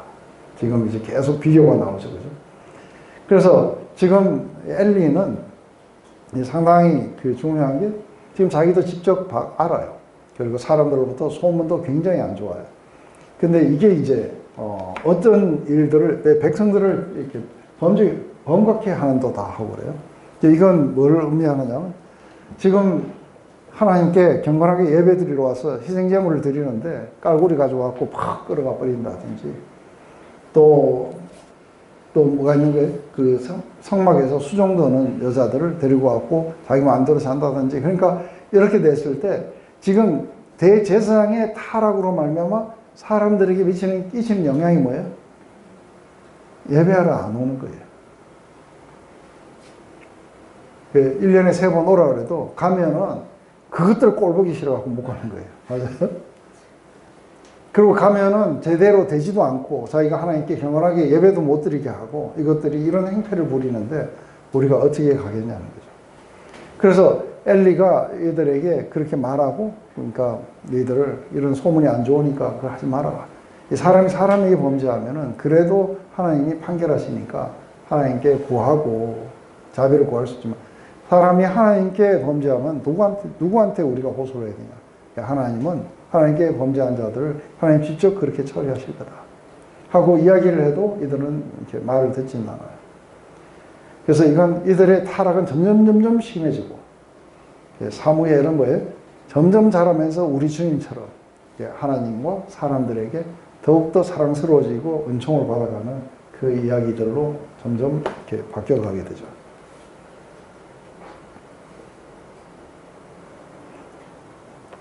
참 보면은 자기 아들은 잘못 키웠는데 남이 맡겨내는 또 믿음 안에서 잘 키우게 돼요.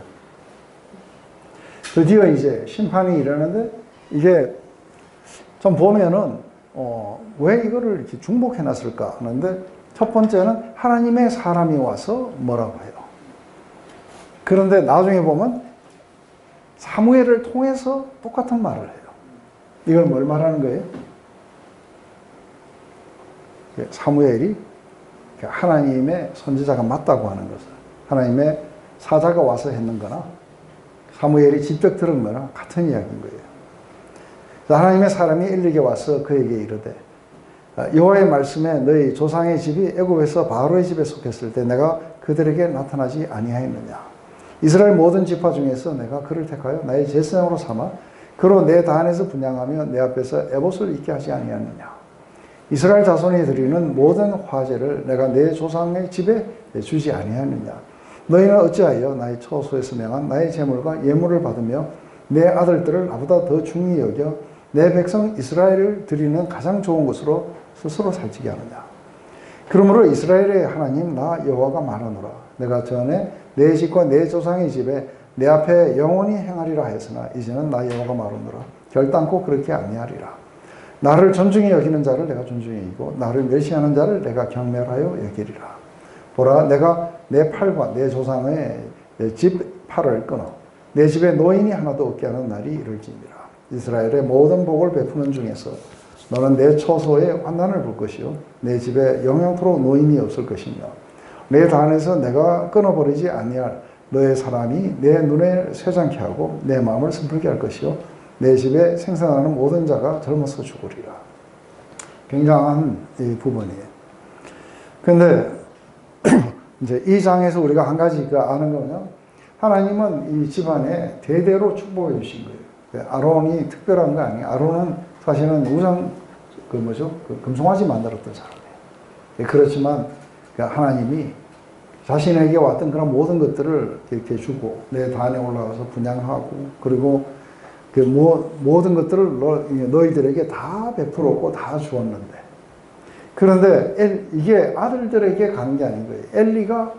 엘리가 사실은 죄를 범했다든지 그런 이야기가 없고, 엘리는 믿음의 고백들을 했고, 그리고 사무엘 한나에게도 그대로 여호와께서 이 기도를 듣기를 원하신다. 또 축복해가지고 이 사무엘 대신에 훨씬 더 많은 자녀를 주기를 원한다 해갖고 보면 엘리는 그렇지 않았어요.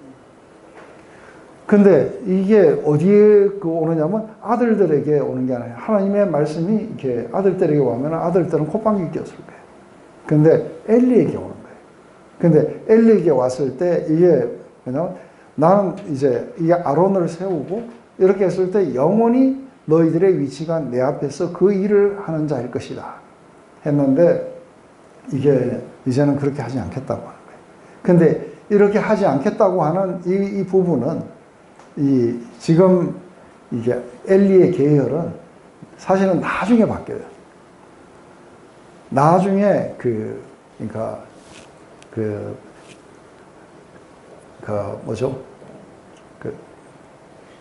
솔로몬에 의해 가지고 나중에 가서 이게 사독 계열로 바뀌게 돼요. 그래서 이거는 사실은 이스라엘 역사 속에서 이제 엘리의 계열은 끊어지고 그리고 사독 계열로 이렇게 바뀌게 되는 거죠. 근데 지금 이제 여기에서 하나님이 이렇게 하나님의 그런 모든 것들을 갖다가 그 취하고 스스로가 그렇게 살찌게 되고 이랬는데 여기에서 이제 요 말이 나와요. 나를 존중하는 자를 내가 존중해 이고 나를 멸시하는 자를 내가 경멸히 여기리라. 이게 무슨 영화에 나와요? 무슨 영화에서 이거 봤어요? 요 뒤에 경멸히 여기는 자를 내가 경멸히 여기라 요거는 안 나오고 요것만 나와요. 나를 존중히 여기는 자를 내가 존중히 여기고. 혹시 영화에서 본 적 없어요?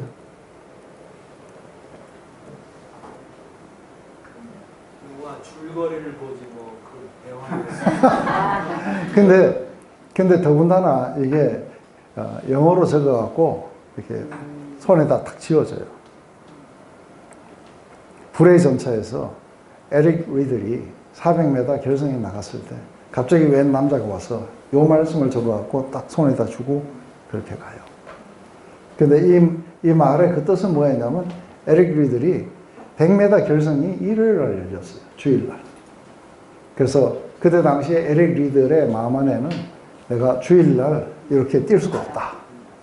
그래서 이거는 하나님을 무시하는 거다. 이렇게 해가지고 그걸 안 나갔어요, 사실은.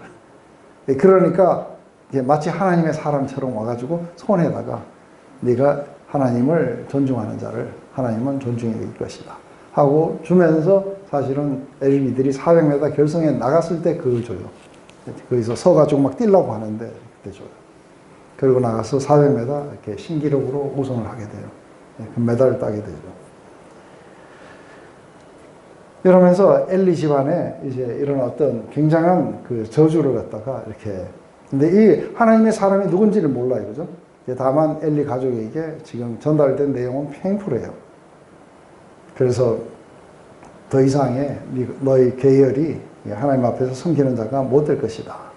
이렇게 하고 사독으로 바뀌는데 사실은 이건 사독으로 바뀌는 이야기를 하는 건 아니에요. 이제 사실은 이 대제사장의 계열이, 그러니까 사실은 그 예수 그리스도로 바뀌는 그 먼 훗날의 그 이야기들을 이렇게 나누는 거죠. 그래서 막 바로 당대에 막 뭐가 일어나고 그렇진 않아요.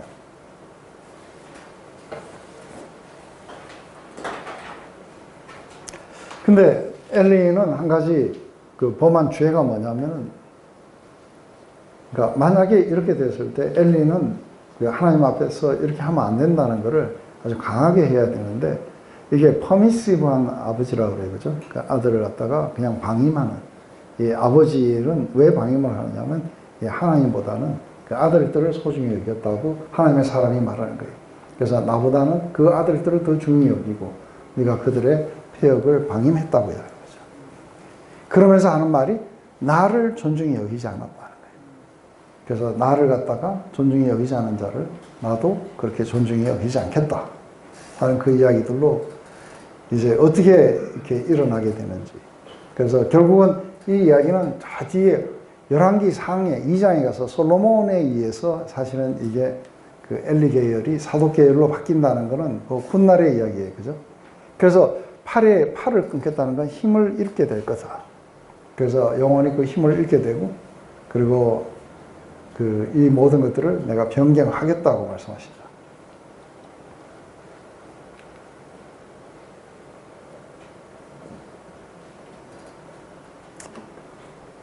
그러면서 더 이게 그 한 부분은 내 두 아들 옴니와 비나스가 한 날에 죽으리니 그 둘이 당할 그 일이 내게 표징이 되리라. 내가 나를 위하여 충실한 제사장을 일으키리니 그 사람은 내 마음 내 뜻대로 행할 것이라. 내가 그를 위하여 견고한 집을 세우리니 그가 나의 기름 부음을 받은 자 앞에서 영구히 행하리라. 이게 얼른 보면은 그 사무엘 같은데 사무엘이 아닌 거예요. 왜냐하면 사무엘도 두 아들이 있었는데 망나니들이에요. 그래갖고 견고한 집을 못 세워요. 그래서 결국은 사무엘을 넘어서서 그 어떤 제사장도 이게 다 뛰어넘어서 마침내 뭐예요? 영구히 예수 그리스도를 갖다가 이렇게 표현하는 것이겠죠. 그래서 내 집이 남은 사람이 각기 와서 은 한 조각과 떡 한 덩어리를 위하여 그에게 엎드려 가로되 청하되 내가 한 제사장의 직분을 맡겨 나로 떡 조각을 먹게 하소서 하리라 하셨다 하리라. 이런 것들은 상당히 좀 난해한 이야기예요. 그죠? 나중에 예수 그리스도 앞에 모든 것들을 구하게 되는 그런 날이 오게 될 것이다 하는데, 이 모든 것들은 지금 현재 일어나는 이야기들이 아닌 거예요. 먼 훗날 일어나는 그 이야기지만, 이게 지금 여기가 언제예요, 그죠? 그런데 다윗이 나오고 다윗의 아들이 또 나오고, 적어도 뭐 백몇십 년 후에 사독계열로 바뀌는 것만을 이야기할까? 그럼 사독계열은 계속해서 영구히 섰느냐 하면 또 그렇지도 않는 거예요. 그래서 결국은 한 제사장을 일으킨다. 내 마음에 합한 자.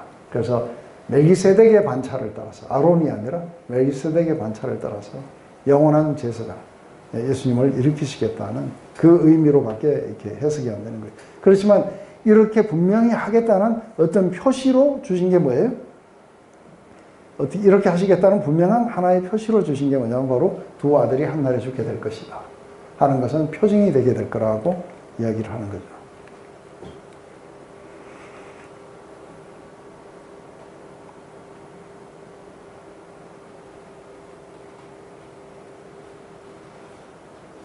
그래서 이제 사무엘을 부르는 이야기가 나와요. 이 사무엘이 엘리 앞에서 여호와를 섬길 때 여호와의 말씀이 희귀하여 이상이 흔히 보이지 않더라. 엘리의 눈이 점점 어두워가 잘 보이지 못하는 그때에 그가 자기 처소에 누웠고 하나님의 등불은 아직 꺼지지 아니었으며 사무엘은 하나님의 궤에 있는 여호와의 전에 누웠더니 여호와께서 사무엘을 부르신지라 그가 대답하여 내가 여기 있나이다 하고 엘리에게로 달려가서 가로되 당신이 나를 부르셨기로 내가 여기 있나이다. 가로되 나는 부르지 아니했으니 다시 누워라. 그가 가서 누웠더니 여호와께서 다시 사무엘을 부르신지라 사무엘이 일어나 엘리에게로 가서 가로되 당신이 나를 부르셨기로 내가 여기입니다. 대답하되 내 아들아 내가 부르지 아니하노라. 다시 누워라. 사무엘이 아직 여호와를 알지 못하고 여호와의 말씀도 아직 그에게 나타나지 않은 때라. 여호와께서 세 번째 사무엘을 부르신지라 그가 일어나 엘리에게로 가서 가로되 당신이 나를 부르셨기로 내가 여기 있나이다. 엘리가 여호와께서 이 아이를 부르신 줄을 깨닫고 이에 사무엘에게 가서 누웠다가 그가 너를 부르시거든 내가 말하기를 여호와의 말씀하소서 주의 종이 듣겠나이다 하라. 이에 사무엘이 가서 자기 처소에 누웠나이다. 지금 굉장히 하나님의 말씀이나 이상이 굉장히 희귀했었어요. 그래서 이러한 것들이 전혀 없을 때 하나님은 지금 사무엘을 부르신다는 그것을 지금 강조하고 있는 거죠. 그래서 이때는 이런 말씀을 주시는 것이 거의 없는 때였는데 그게 아주 어린, 아마 이때를 갖다가 요세푸스는 아마 이렇게 이야기를 해요. 한 12살 정도 됐을 거라고. 12살 정도 되는 이 사무엘에게 하나님의 말씀이 임하시기 시작하는 거예요. 그래서 아주 어릴 때, 3살 때 뭐 어떻게 태어났는지, 그 다음에 서너 살 때는 어떻게 했는지, 그리고 지금 이렇게 청소년으로 자라가면서 하나님의 말씀이 그렇게 좀처럼 나타나지 않은 그때에 사무엘에게 이렇게 나타나셨다 하는 걸 갖다가 지금 강조하고 있던 거예요. 근데 상당히 그 힘든 거는 뭐냐면 이게 처음 받은 하나님의 음성이 엘리 집안에 대한 심판의 음성이었어요. 굉장히 순정적으로 엘리가 부른 줄 알고 쫓아갔지만 궁극적으로 하나님이 자기를 부르셨다는 거죠. 여호와께서 임하여서서 전과 같이 사무엘아 사무엘아 부르신지라 사무엘이 가로되 말씀하소서 주의 종이 듣겠나이다. 여호와께서 사무엘에게 이르시되 보라 내가 이스라엘 중에 한 일을 행하리니 그것을 듣는 자마다 두 귀가 울리리라. 내가 엘리의 집에 대하여 말하는 것을 처음부터 끝까지 그 날에 그에게 다 이루리라. 내가 그 집을 영영토록 심판하겠다고 그에게 이른 것은 그의 아는 죄악을 인함이니 이는 그가 자기 아들들이 저주를 자청하되 금하지 아니했습니다. 그러므로 내가 엘리의 집에 대하여 맹세하기를 엘리의 집의 죄악은 재물이나 예물로나 영영이 속함을 얻지 못하리라고 하였느니라. 지금 어린 사무엘이 나가서 들었는데 여기에 보면은 이걸 듣는 자마다 두 귀가 울린다는 것은 아주 굉장한 경종이에요. 굉장한 경종으로 울리게 되는 것은 자녀들이 심판을 자청했는데 그것을 갖다가 금하지 아니하였다는 거예요. 그래서 이미 하나님의 그 결정은 일어났어요. 이제는 엘리 계열이 아니라는 거예요. 그러면서 이제 하나님의 마음에 합한 한 제사장을 일으키시겠다. 그래서 이게 지금 막 섞여 나오는 게 보여요. 지금 당장의 엘리의 집안의 이야기인지 아니면 먼 훗날 오실 예수 그리스도의 이야기인지 아니면 열왕기상 2장에 나오는 이게 사독 계열로 바뀌는 이야기인지 뭔지 이 자체가 이게 분명치가 않아요. 그래서 이게 함께 같이 이렇게 삼중으로 막 섞여갖고 지금 나오고 있는 거예요. 그래서 영원히 속함을 얻지 못한다. 엘리 집안의 이 모든 것들은 속함을 얻지 못한다는 이야기는 뭘 의미하는 거예요? 이제는 하나님이 사용하실 그 계열들이 이 계열들이 아닐 거라는 거예요. 그래서 뭔가 하나님이 원하시는 어떤 자를 일으키실 것이다. 하는 게 이제 하나님의 결정이었고 이거를 이제 엘리에게 사무엘이 이렇게 전달해야 되는 것이죠.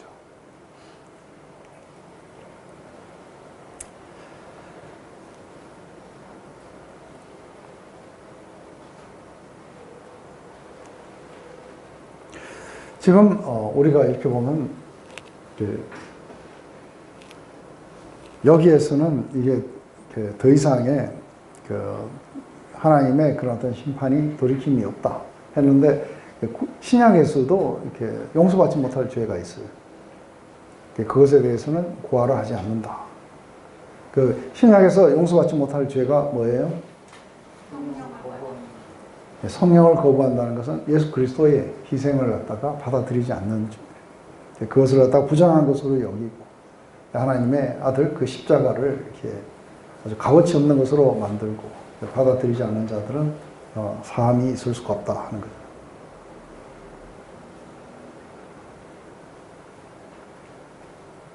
그래서 지금 이거는 그 사무엘에게 굉장히 이렇게 중요한 역할을 하는 게 뭐냐면 하나님의 말씀이 희귀할 때 이 말씀이 어디에 임하냐면 엘리가 아니고 사무엘에게 임했어요. 그래서 직접 듣고 이제 엘리에게 말하게 돼요. 이렇게 함으로써 사무엘이 어떤 위치에 가게 되냐면 선지자의 위치에 가게 돼요. 그래서 점점 어떻게 사무엘이 이렇게 선지자의 위치로 올라가는지 하는 것을 갖다가 우리에게 보여주시는 거죠. 사무엘이 아침까지 누웠다가 여호와의 집 문을 열었으나 그 이상을 엘리에게 알게 하기를 두려워하더니 엘리가 사무엘에게 불러 가로되 내 아들 사무엘아 하니 대답하되 내가 여인이니이다. 가로되 내게 무엇을 말씀하셨냐? 청하노니 내게 숨기지 말라. 내게 말씀하신 모든 것을 하나라도 숨기면 하나님이 내게 벌을 내시고 또 내리시기를 원하노라. 사무엘이 세세히 말하고 조금 더 숨기지 않으니 그가 가로되 이는 여호와시니 선하신 소견대로 하실 것이라 하니라. 굉장히 순종적인 거예요. 이게 뭐예요? 자포자기하고. 그렇다면 올바른 반응은 뭐예요? 그래도 좀 회개 좀 하고. 네, 이게 사실은 이게 이런 식으로 운명론적으로 받아들이면은 이게 믿음이 없는 거예요. 이게 왔을 때 어떻게 돼요? 우리 안에 아주 역동적으로 경건한 슬픔이 일어나야 돼요. 그죠? 그래서 경건한 슬픔 가운데 하나님께 자비를 구하고 그래서 뭔가 이렇게 조치를 취하고 이렇게 해야 되는데 뭐 하나님 그렇게 말씀하시니까 이루어지겠지 하고 거의 운명론적으로 이렇게 받아들이고 있는 거예요.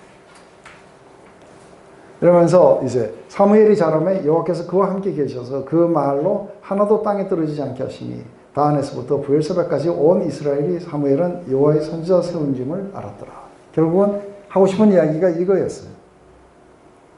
다한에서부터 브엘세바라는 것은 이게 가장 높은 그 북쪽에서부터 가장 남쪽까지 모든 이스라엘 사람들이 사무엘이 하나님이 세우신 그 선지자라는 것을 모두가 다 알게 해줬다는 거죠. 여호와께서 실로에 다시 나타나시되 여호와께서 실로에서 여호와의 말씀으로 사무엘에게 자기를 다시 나타내시니 하고 지금 이제 점점 선지자로 세워져가는 거예요. 오늘 이야기 속에서 이렇게 보면은 한 가지 중요한 게 뭐냐면 이게 사사시대에서부터 뭔가 무정부 상태와 같은 그런 속에서 제일 먼저 왕을 세우시는 게 아니라 선지자부터 세우세요. 그래서 선지자를 세우시고 그 다음에 이 선지자가 왕에게 기름을 부어요. 그리고 하나님이 이 선지자를 통해서 왕을 통치하세요. 그래서 이게 맺어지는 이 언약을 뭐라 하냐면 이게 이제 수저라니티 그는 뭐냐면은 이렇게 그보다 종주 언약이에요. 이것은 하나님이 모든 주권을 가지고 계시고 그 밑에 있는 이것은 그 주권을 가진 분의 말을 들을 때에 그때에 자기의 왕권을 계속해서 유지해가는 그러니까 그 위에 최고의 왕이 있고 그 밑에 왕이 있는 거예요. 이게 이제 하나님이 처음 인간을 만들으시고 모든 것들을 다스리게 하자 하시고 했을 때 그들의 왕권은 바로 이제 하나님이 주시는 것을 우리가 충실히 성실하게 반응할 때 이 왕권을 가지고 온 세상을 하나님을 대신해서 통치하게 되는 이건데 그 왕에게 뭔가 하나님의 말씀을 전달하는 그 역할을 갖다가 우리가 선지자고 하게 됐고 그 선지자로 첫 번째 세우심을 받은 사람이 바로 사무엘이었다. 그래서 사실은 이스라엘의 마지막 사사고 그리고 선지자고 또 제사장이 돼요. 이게 이제 사무엘이었다고 이야기하는 거죠. 우리 잠시 이제 우리 한번 생각해야 되는 것은 여기서 하나님이 사무엘을 세우셨던 또 다른 누구를 세우셨던 또 누구를 폐하고 누구를 세우셨던 그것은 모든 것들이 한나의 그런 찬송 속에서 나온 것처럼 모든 것들이 하나님의 그런 주권 속에 이루어지게 돼요. 하나님은 우리의 낮은 처지를 우리가 긍휼히 보시고 우리를 높여드리고 우리가 교만할 때 낮추신다는 건 만고왕상의 진리예요. 그래서 이것은 앞으로도 모든 역사가 그렇게 되고 그리고 마침내 구원의 문제에서도 그렇게 말해요. 마음이 교만한 자들 하나님은 구원하시지 않는다고. 그래서 마음이 가난하고 그리고 아주 배고프고 줄이고 그런 많은 자들을 하나님은 구원하신다. 이게 이제 모든 것들의 진리신 거죠. 바로 그때에 우리의 모든 그 어리석음들, 우리의 죄악들, 우리의 폐악이나 우리의 연약함들, 이런 모든 것들 가운데서 우리는 하나님의 구원을 우리는 기다리고, 그리고 하나님이 우리에게 베풀으시는 그런 어떤 긍휼 속에서 우리는 우리의 뿔이 높아지고, 그리고 우리는 이제 모든 것에서 일어설 수 있는 힘을 얻게 되고, 그리고 그 위에서 우리는 기쁨으로 노래하게 될 거라는 거죠. 그래서 우리 마지막 우리 이 찬양을 하나 듣고 마치도록 하겠습니다.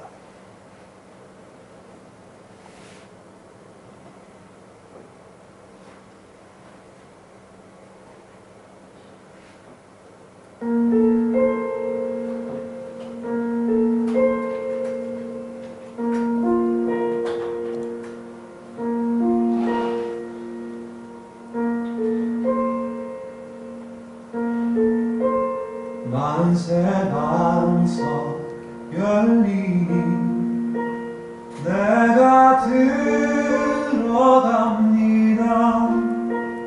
장애 없이 살아요.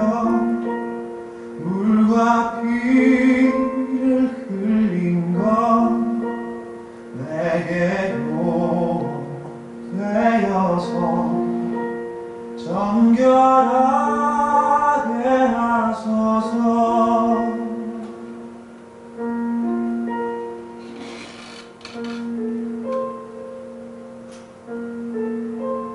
내가 몸을 세우나 은혜가 갚지 못하네. 쉼이 없이 힘쓰고 눈물 근심 받으나 구속 못할 죄인을 예수 홀로 속하네.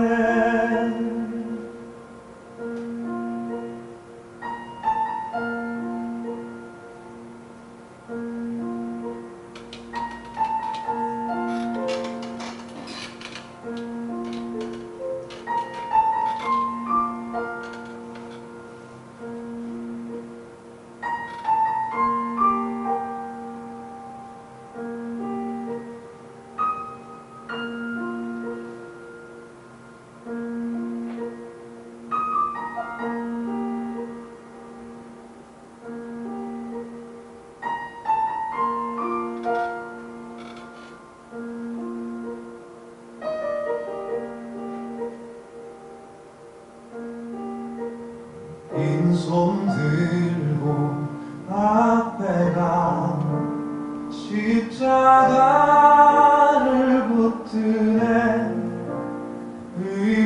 없는 자라도 도와주심 바라고 생명새 나가리 나를 씻어주소서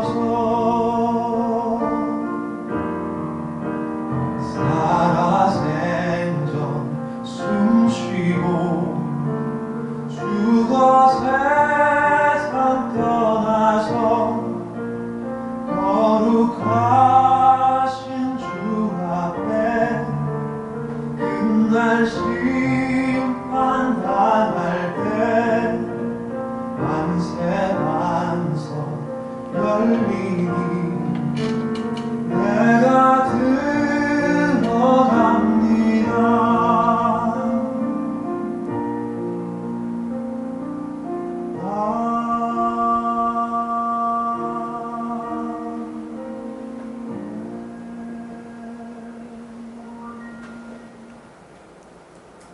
하나님 자신의 처지를 올바로 인식하고 하나님 앞에서 배고프고 목이 마르고 또 의에 줄이는 여러 이러한 자들에게 긍휼을 베푸시고 또 은혜를 베푸시며 또 우리가 의가 없고 우리는 정결하지 못하고 하지만 주님께서 우리의 모든 죄악을 씻어주시고 또 우리에게 의의 옷으로 입혀주시고 또 우리에게 죽음과 같은 이 상태에서 생명의 샘을 열어주셔서 우리로 하여금 주님의 그 사랑 가운데 살아갈 수 있도록 그리고 마지막 심판의 때에 두려움 없이 우리는 예수 그리스도의 그 반석 위에 우리는 굳건히 서기를 원합니다. 이 모든 것들은 우리에 의해서 일어난 것이 아니라 오직 예수 그리스도로 말미암아 일어나는 모든 것이었기에 우리는 그 반석 위에 우리는 굳건히 서서 주님의 그 구원의 뿔을 우리가 붙잡기로 합니다. 우리의 반석이시고 우리의 산성이시고 우리의 요새시며 우리의 구원의 뿔이신 예수 그리스도를 늘 우리의 마음속에 모시며 교만치 말게 하시옵소서. 늘 우리의 마음을 겸손케 하여 그리스도가 우리의 삶 속에서 은혜로 통치하시도록 내어드리도록 하시옵소서. 예수님의 이름으로 기도드립니다.